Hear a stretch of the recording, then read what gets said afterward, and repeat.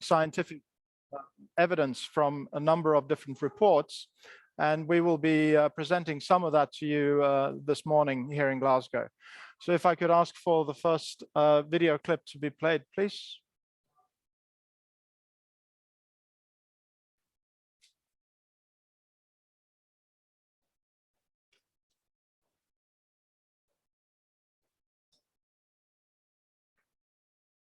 Oh, it's just behind us.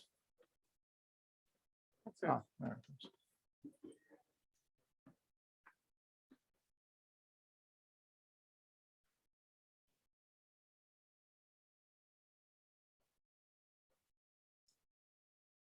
National institutions. They show a redistribution of tuna from the productive fishing grounds of the Western Pacific to the east, the results of which will cause a major disruption to the economies of Pacific SIDS and international fisheries arrangements. The Western and Central Pacific supports the largest tuna fishery in the world. Its purse seine fishery averages close to 2 million tonnes a year. Most of this catch comes from the equatorial waters within the exclusive economic zones of the Pacific SIDS. For equatorial SIDS, this on average equates to around 1 million tonnes of annual catch, with a landed value of US $2.5 billion. This generates over US $5 million in revenue for Pacific SIDS and creates employment opportunities for over 17,000 Pacific Islanders. For many Pacific SIDS, tuna is their greatest renewable natural resource. The access fees they receive from the 250 purse seine vessels that fish in the region provide between 4% and 84% of government revenue. When we consider those where tuna are the sole industrial scale primary industry, this contribution ranges between 30% and 84%. In this context, it is worth reiterating the importance of the fisheries sector to Pacific livelihoods. The income derived pays for the basic needs of society, including health, education, and basic infrastructure. Not surprisingly, Pacific SIDS are committed to sustainable management of their tuna resources, and they are succeeding. Tuna stocks in the Western and Central Pacific are not overfished, and overfishing is not occurring. This is due to the strong governance regimes the Pacific SIDS are able to enforce within their exclusive economic zones. An example is the highly successful Vessel Day Scheme implemented by the members of the parties to the Nauru Agreement, which limits fishing effort to ensure stocks remain sustainable. The Indo-Pacific warm pool is a major driver of ecosystem and climate dynamics in the region. The warm pool is already changing in association with increasing atmospheric warming. As the graphs show, average temperatures of the warm pool are increasing, as is its spatial extent. While the expansion of the warm pool is good for tropical tuna recruitment, the magnitude of the increasing temperatures in the Western Pacific and associated changes in productivity reduces its suitability for tuna. The graphs here show the results of our latest modelling. An eastwards shift by tuna into the Eastern Pacific Ocean is expected in response to climate change. This will have a major impact on purse seine catches in the Pacific SIDS. Under the high greenhouse gas emission RCP 8.5 scenario, catches are expected to fall by an average of 20% by 2050. Importantly though, this average projected decrease in catches for the Pacific SIDS is limited to 3% under the RCP 4.5 scenario. This redistribution will disrupt the economies of Pacific SIDS. On average, Pacific SIDS can expect a 20% loss in the revenue derived from access fees, resulting in losses to total government revenue of up to 13% by 2020.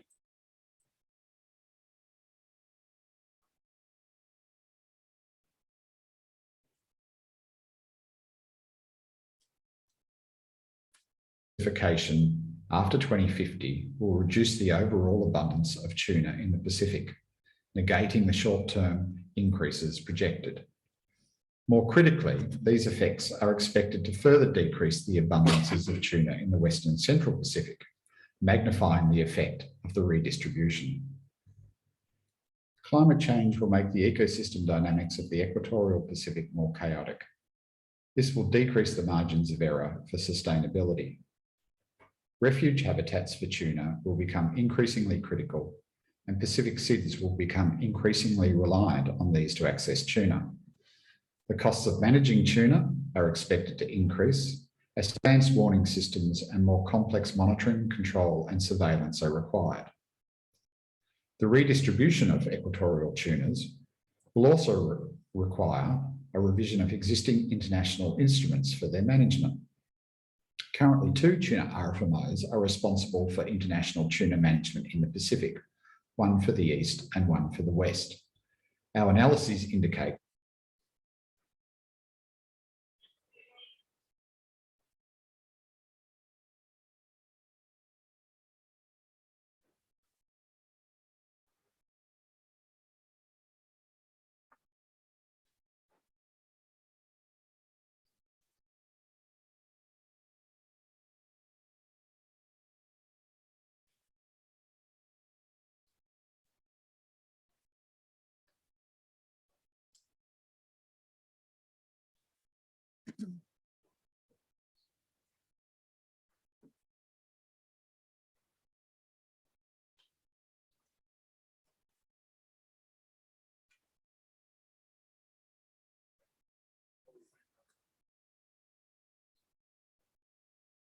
by 2050.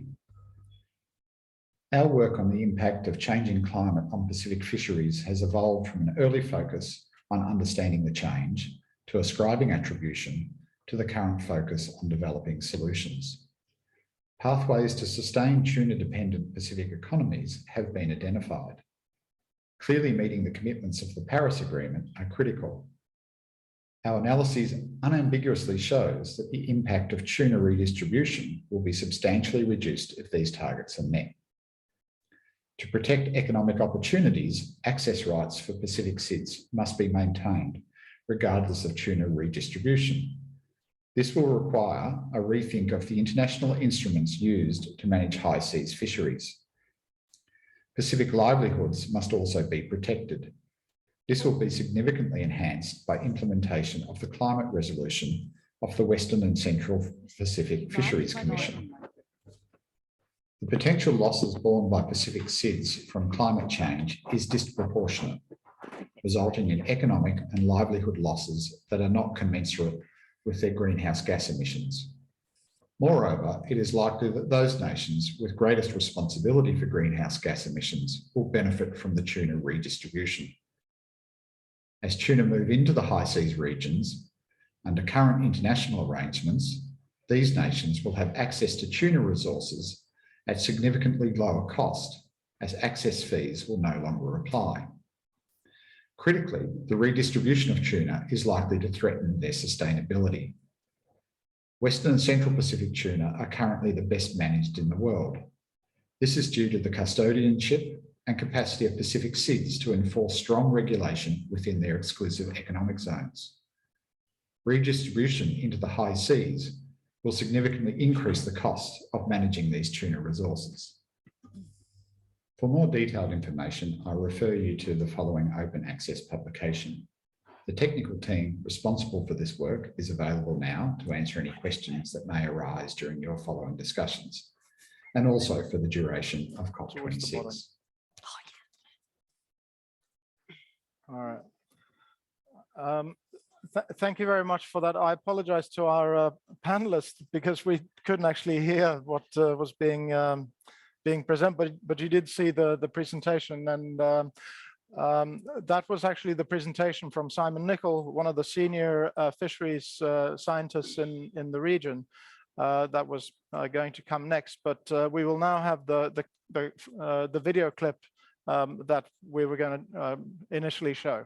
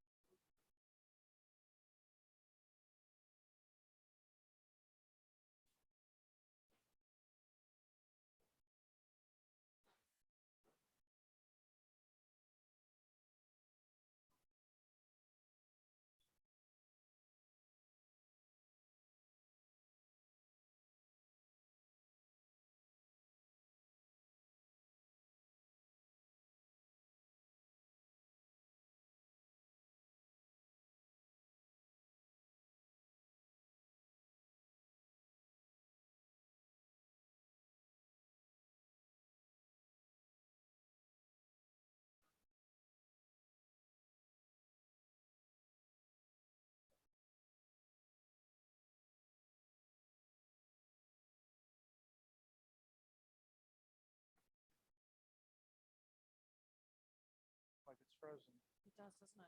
But they'd be looking at, they must be hearing something.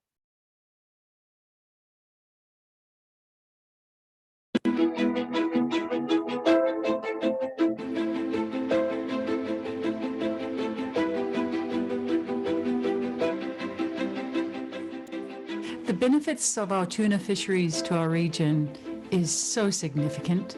It is a key driver for economic development. It provides more than $550 million per annum to our island economies. About 80% of governmental revenue is contributed from the tuna fishery, or the licenses that we get from the access fees for the tuna for tuna fishing. And this is over 20% of the world's exclusive economic zones. It is also the best managed fishery in the world, and all 4 major tuna species are biologically healthy. The focus of our work is to ensure that we maintain that. You know, in some cases, it can contribute 95% of their government income that pays for hospitals, that pays for schools, that pays for roads.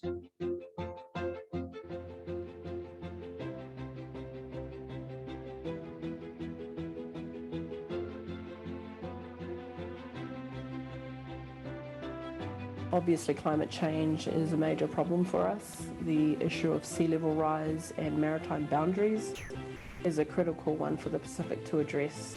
These are countries that are going to be deeply affected by climate change, not just sea level rise, their countries literally disappearing, but also potential changes in the distribution of that incredibly important fish stocks that they rely on.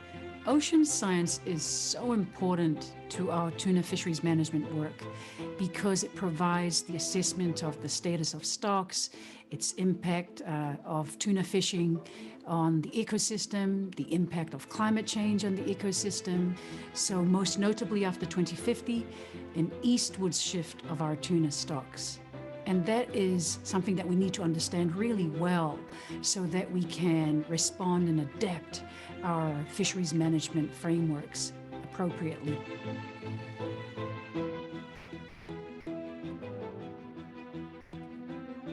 It's a small electronic device. It's about the size of a AA battery that's surgically implanted inside the fish. Fish is caught, brought on board, the surgery is carried out very quickly, and then that fish is returned to the water. And in essence, that fish is turned into some kind of monitoring device, some living monitoring device that tells us what's going on. And it's collecting a whole range of information on the oceanographic environment that the fish lives in, and we can start to use that information to predict and forecast where the fish will be in the future.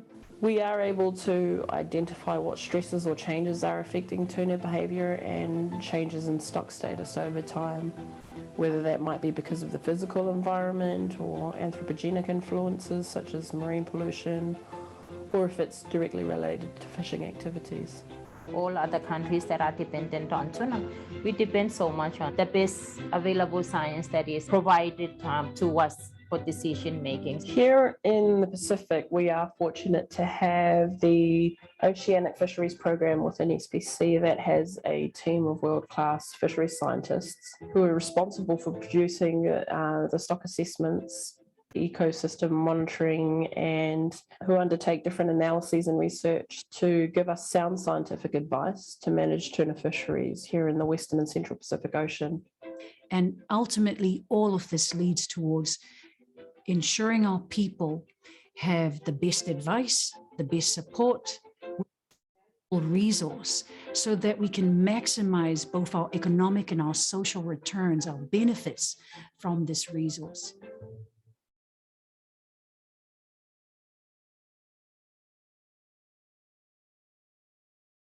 I think the daily life of the tuna out in the blue is pretty rock and roll. It's a jungle out there, the blue jungle. Your entire life is about finding.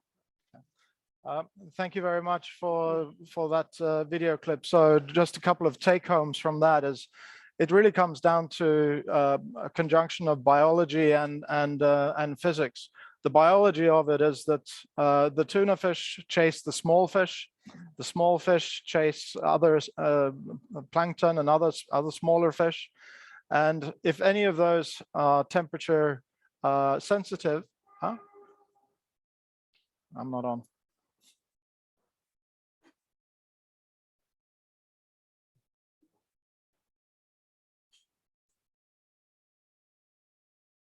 Am I on now?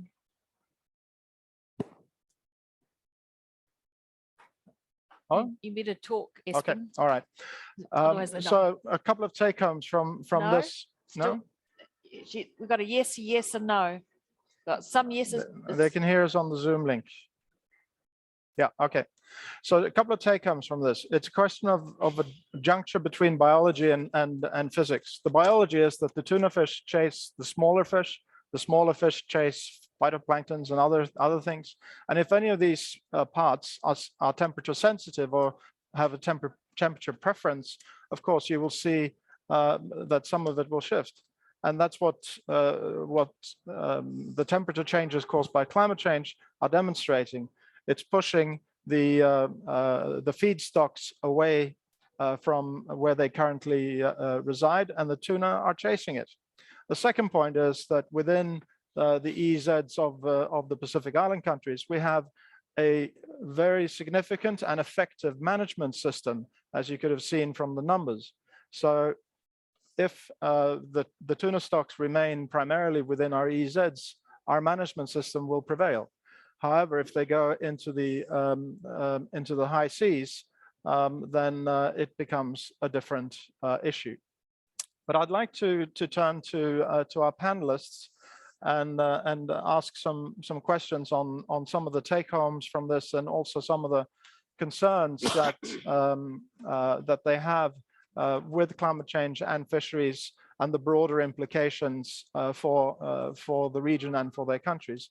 So I'd like to turn to the Honourable Bruce Billimon, Minister of Health and Social Services for Marshall Islands, but also an avid fisherman and a former minister responsible for fisheries, on your concerns regarding climate change and fisheries, and also how it might impact on food security and health. Minister. Thank you. Can you hear me okay? Very good. Very, very good. Thank you. Thank you, Espen.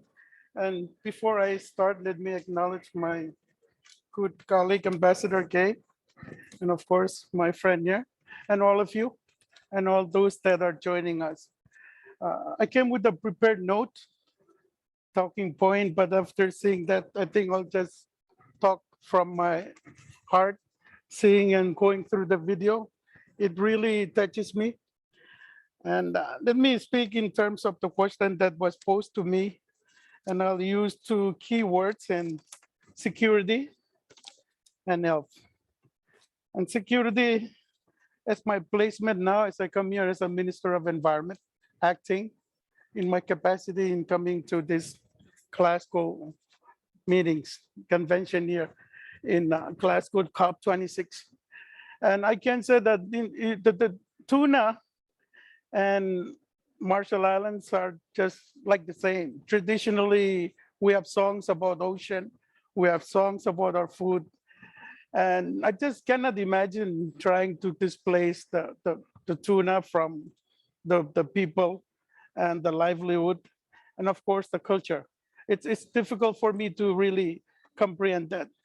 But understanding that climate change, the science behind it, it's real.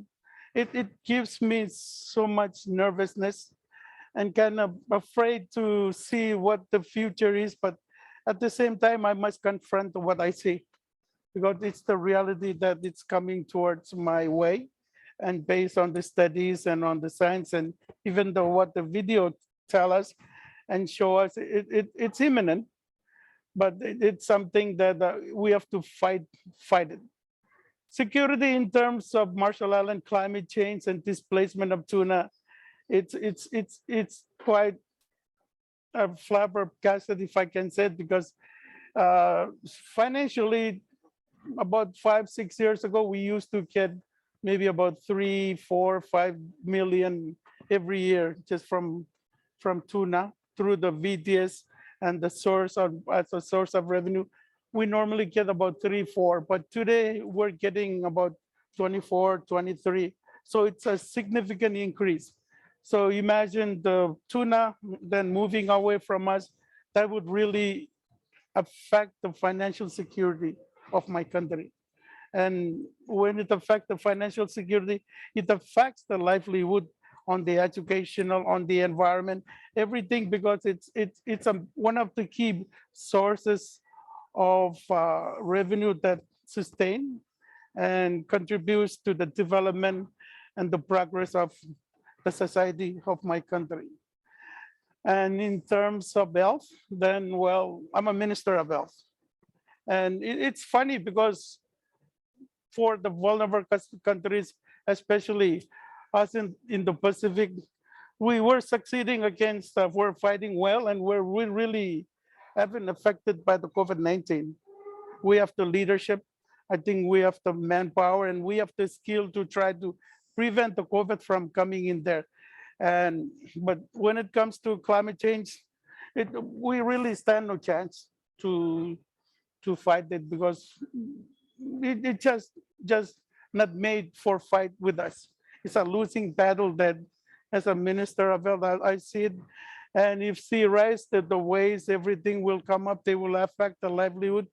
And of course, when I talk about tuna and it's not from there, the nutrient, the diet, everything is missing.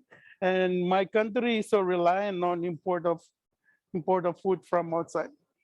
So when the scale of the balance goes upward in terms of fewer tuna, then we have to get that balance from somewhere. And that somewhere will have to come from imported food. And we all know imported food is not healthy for people like us. And our bodies, especially in the Pacific, our metabolism is not so strong. So when you combine that with the diet, then it's really a disastrous combination. So tuna, in a way, it brings some balance to diet. It brings some balance to financial security and the environment. And tuna really, as I said, it's intertwined, and it's part of the culture of the Marshall Islands. So I think being here as a minister of health and as a representative of the Minister of Environment, I can see both perspective and the connection between health and environment, and of course the challenge that we're facing on the climate change. So it really gives me reflection and deep reflection about how can we work together. And I'm very encouraged from the meetings and the discussions that I've been taking part in over the few days. And I'm optimistic that with solidarity, and in the Pacific, we like to say the Pacific way. But the Pacific, if you look at Pacific, the meaning of Pacific is peaceful, calm, there's no conflict. And ironically, it's one of the main regions that will be affected first when there is a sea level rise. And when there's no peace and there's no Pacific, you can imagine what will happen next. So those are the things that as a global community, we have to see everyone as one. And we have to try to fight the challenges of the threats of the COVID, not just the COVID, but the climate change as one. And I think by working together as one, we can overcome this one challenge, and probably the biggest one challenge that we're facing in the years to come.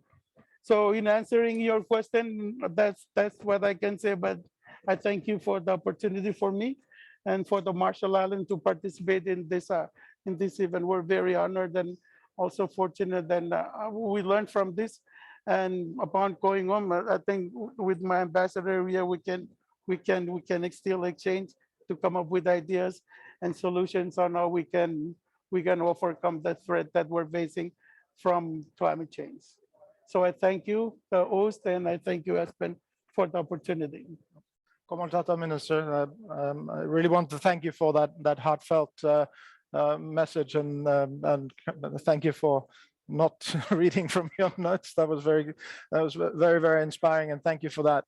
I'd like to turn to Ambassador Kay Harrison from New Zealand. New Zealand, of course, will also be impacted by the impacts of climate change on its own fisheries. But as part of the Pacific family, you will also see your neighbors suffering. So I'd like to hear your reflections on what we've heard so far, and also some viewpoints from Aotearoa down south, and how this will interlink with what the Pacific Island countries are seeking to do. Ambassador?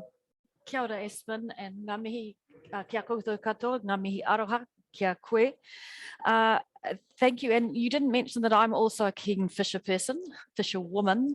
I'm not very successful at it, but I really do love my fishing. You know, we've heard today just what a significant risk to the Pacific and our community climate change is to the tuna fisheries. I think there are three things in our response. First is science. The second is kotahitanga, working together. And the third is rules. And New Zealand's efforts are in those kind of spaces, supporting the science. And there we need a lot more scientific detail so that we can be responsive. We need better early warning systems. And we need to, and New Zealand is supporting finer resolution science so that we can have a really detailed picture of what's going on. We're really proud to be working with the Pacific Island Forum Fisheries Agency as it's building its science capacity and a robust fisheries management system. But it's about, as the Minister was saying, it's about kotahitanga. It's about working together. This is not about, you know, my patch or your patch. And I think one of the brilliant things about the Pacific that's an example to other regions is the way in which they're working together on fisheries.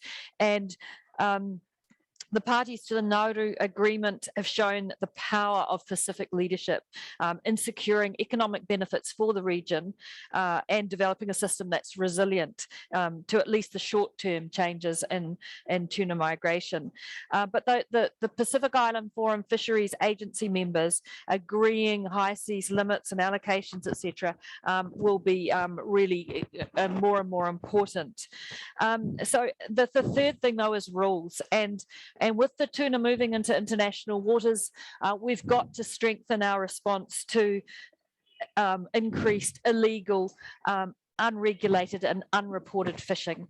And we need to work together on that.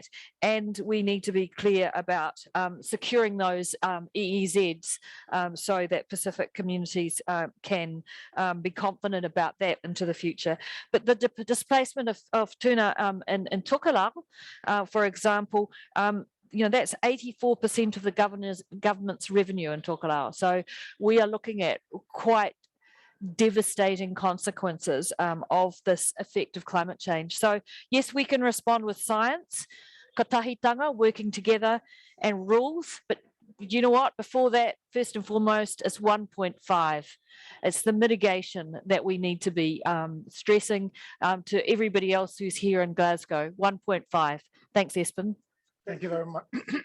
Thank you very much, Ambassador. That is, of course, a point that has been clearly drawn out from the most recent science, that if we can stick to 1.5, there will still be impacts on the fisheries. There will still be some losses, but there will be much less dramatic than what we will have under higher temperature scenarios. And that's, of course, is a very key element to the push for 1.5 to work around the questions of equity, or rather inequity, in my view. I just wanted to check if we have any questions from the audience zooming in. If someone could have a look at the chat.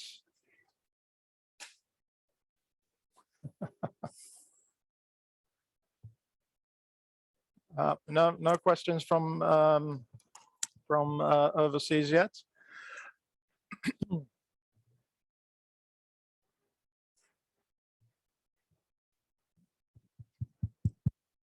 right. Well,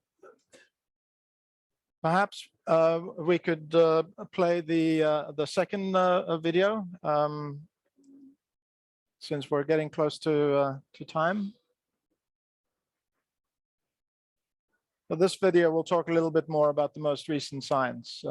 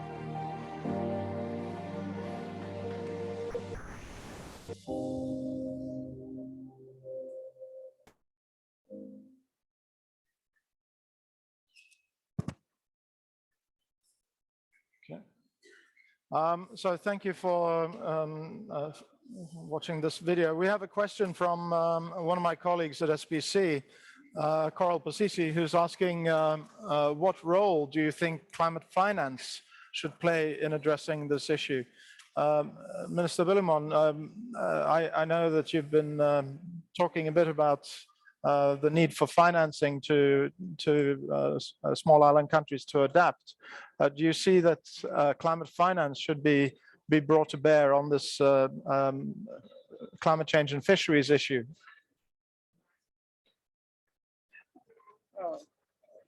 Thank you. Thank you, Espen. And you still can hear me? It's okay. I'm a career finance person. My background is in the finance. I'm an MBA, and I work in finance for almost 20 years before I became a senator, starting last term.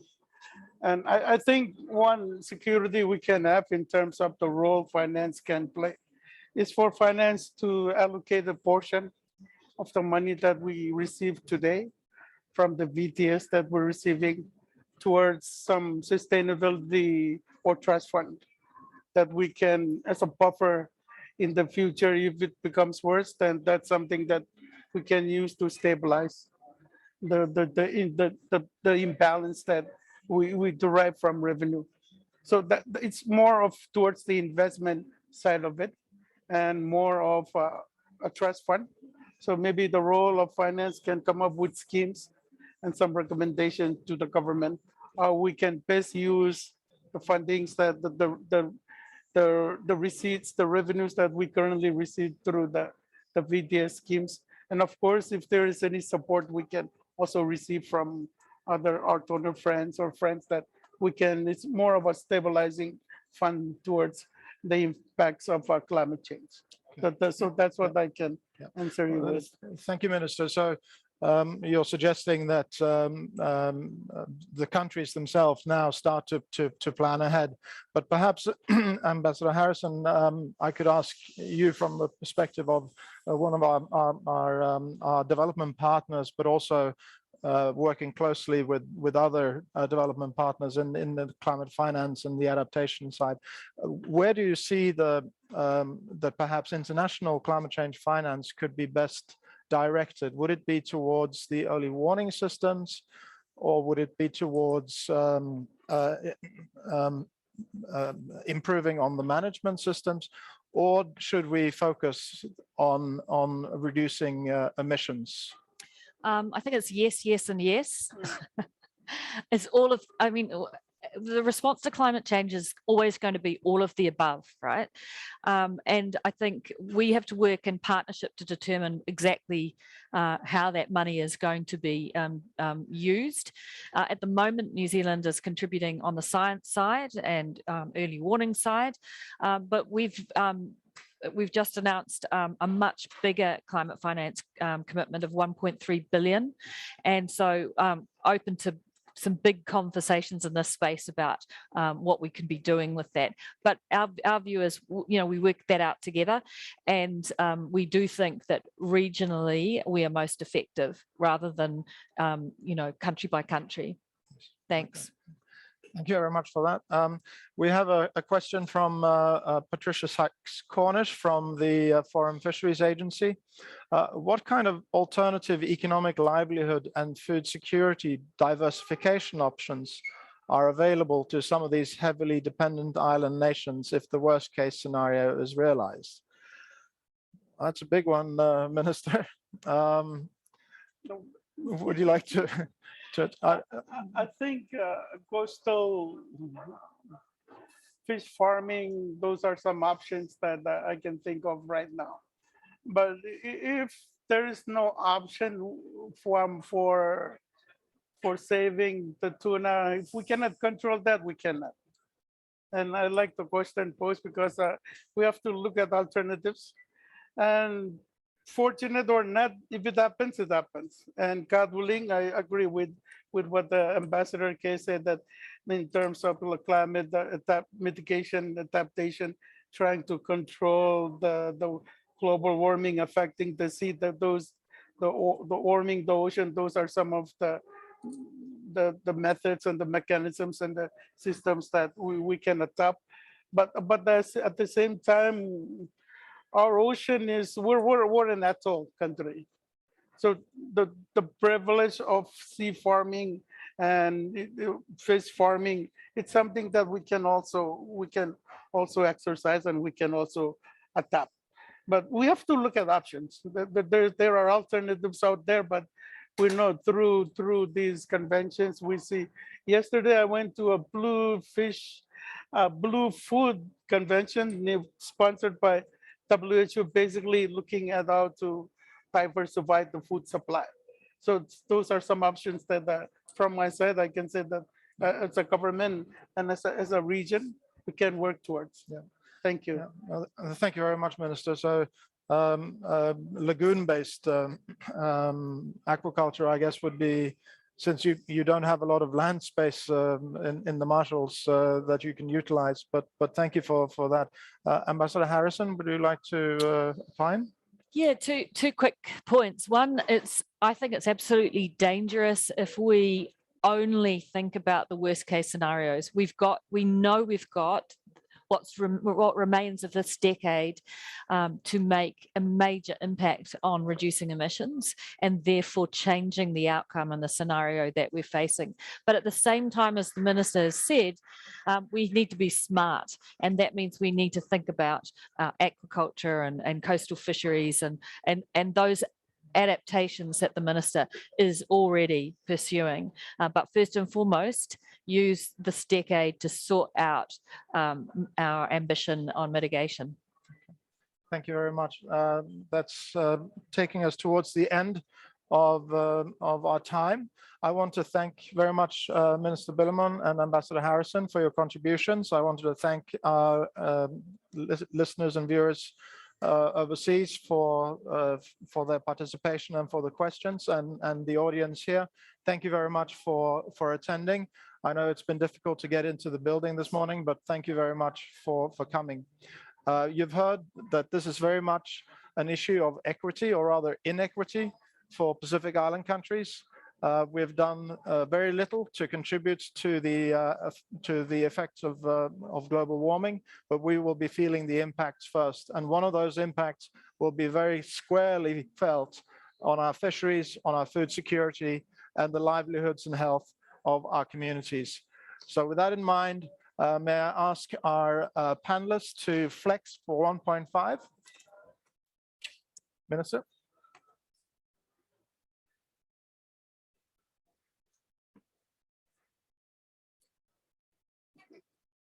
Yeah, thank you very much, everybody. And I wish you a pleasant day. Thank you. Thank you.